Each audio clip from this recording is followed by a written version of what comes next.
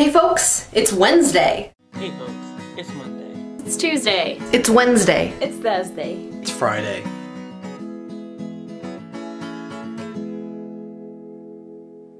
Hi everyone. Like Shane said, it's a whole new these folk, new intro, new logo, new old people. Welcome back, Abby.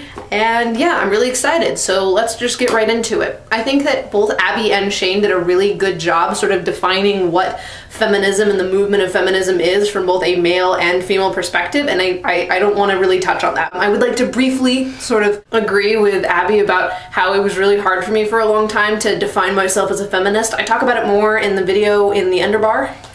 It's a video that I did called My Feminism Has Double D's, because I am classy like that. So if any of you watch my videos on my channel, you'll know that I have sort of a one-sided rivalry with a feminist on YouTube who has a channel called Feminist Frequency. Her name is Anita.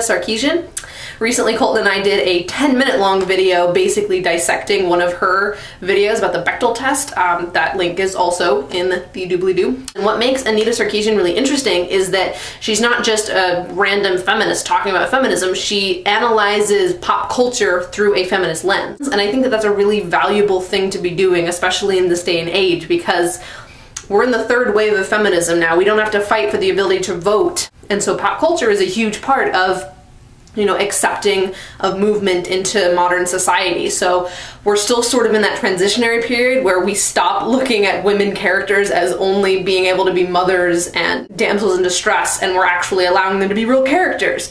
So what I want to talk about specifically in this video is the trope that Anita analyzes in this video, also in the underbar in the doobly-doo, called the straw feminist trope.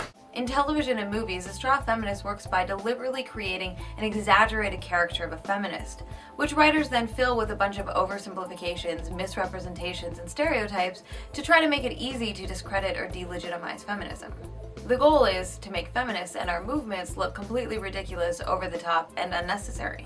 Now I know that I disagree with Anita a lot, and I have to say that in this video, I agree with her. Now, specifically, I want to talk about the straw feminist in context of Veronica Mars season 3, which she talks about in her video as well, because I just finished watching it. I love Veronica Mars. All right, so like I said, I do agree with Anita to a point about Veronica Mars season 3. Basically, the premise for the first half of the season is that there is a serial rapist on Veronica Mars's college campus, and these girls keep getting raped and then having their heads shaved after they get back from frat parties that they are roofied at. And so there's this sort of feminist group on campus called the Lilith House or something like that.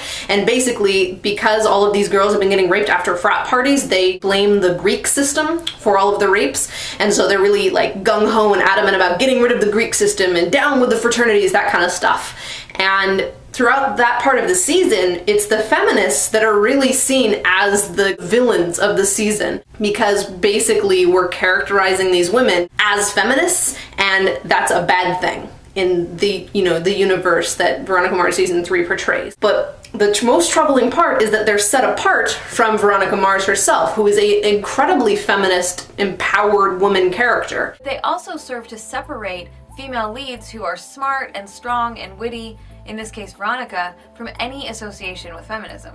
We have to stop seeing characters like Veronica Mars and Buffy the Vampire Slayer as separate from feminists, and in both shows they're actually pitted against the feminists on multiple occasions. Feminists are seen as somehow separate from all other women, and I think that that is where the root of the problem is. That's why feminism in pop culture has kind of hit a standstill. In general, every female character in modern pop culture is a feminist because they agree that women should have the same rights. So instead of trying to make feminists like their own gender, we need to start seeing women as just women, and some of them are villainous and some of them are not. Martin Luther King Jr.'s sentiment that he hoped that someday his children would be judged by the content of their character rather than the color of their skin is incredibly relevant to not only feminism, but any modern civil rights idea that you can think about. If you replace color of their skin with gender or sexuality or religion,